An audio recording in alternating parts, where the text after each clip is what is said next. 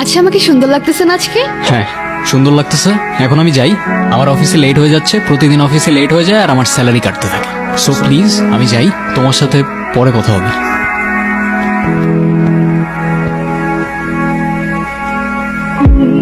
কিছু বলবে?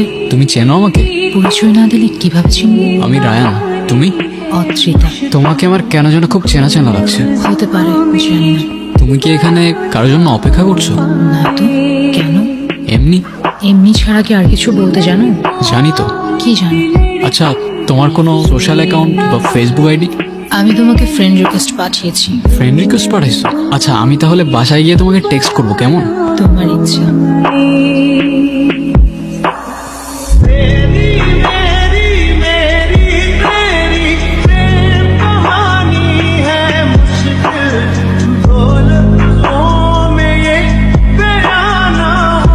আর রায়ান, কিরে কি অবস্থা? এই তো ভাই, চলে যাচ্ছে সময়। বিয়ে শাদী করছিস নাকি? আরে না রে ভাই, মাত্র 2 মাস তো হইলো জবে জয়েন করলো। স্যালারি কত?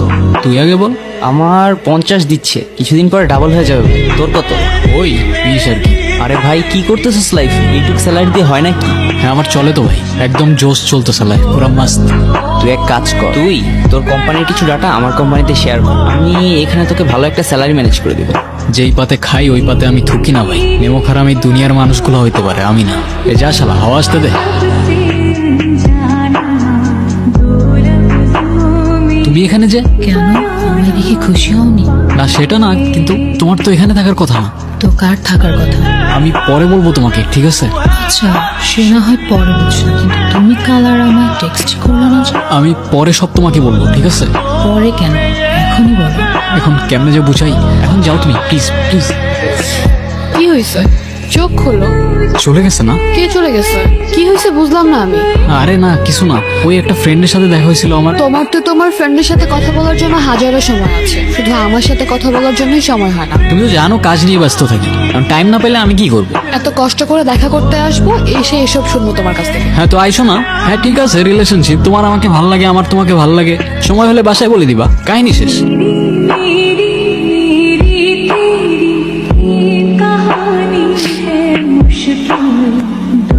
তুমি এখানে কেন? তুমি আমাকে ওখান থেকে যেতে বলেছিল, এখানে আসতে তো মানা করনি। তাই বলে আমার অফিস চলে আসবা? তুমি বললে সবকিছু বলবে, কিছুই তো বললে না। অফিসের পরে দেখা করে বলি। না, আমি এখনই শুনবো। আচ্ছা ঠিক আছে বলতেছি, চলো বাইরে চলো।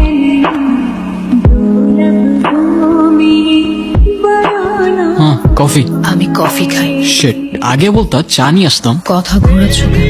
আগে বলো, মেয়েটা কে ছিল? তোমাকে মিথ্যা বলবো না, ওর নাম আয়রা।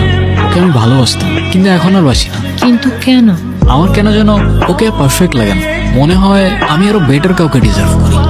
তাহলে তুমি ওকে ডিরেক্টলি কেন বলতেছো না? তোমার ওকে আর ভাল লাগে না? বললেই তো হয়। কারণ আমি ওকে কষ্টও দিতে চাই না। তুমি চাওটা কি? জানি না। জানি না ছাড়া আর কিছু জানো? সেটাও জানি না।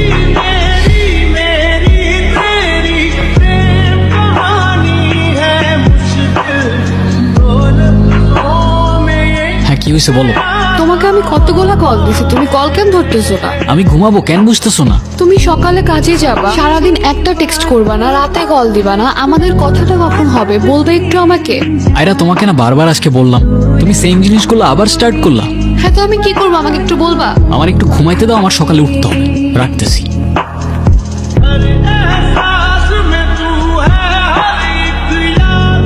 কিরে মা, কাঁদছিস কেন? কিছু হয়নি মা, এমনি। আমি তো মা, আমাকে কিছু না বললেও আমি কিন্তু সব বুঝি। কি যেন নাম ওই ছেলেটা? রায়ান। কি হয়েছে বল আমাকে। আচ্ছা মা, আমি কি দেখতে সুন্দর না? কি বলিস এগুলো? আমার মেয়ের মতো আরেকটি মেয়ে আছে নাকি? তাহলে মা সবই তো ঠিক ছিল, ও আমাকে অ্যাভয়েড কেন করে? কথা পর্যন্ত বলতে চায় না আমার সাথে। এখনো সময় আছে, ডিসিশন নে। ভালোবাসা বারবার আসে, বিয়েটা কিন্তু একবারই হয়।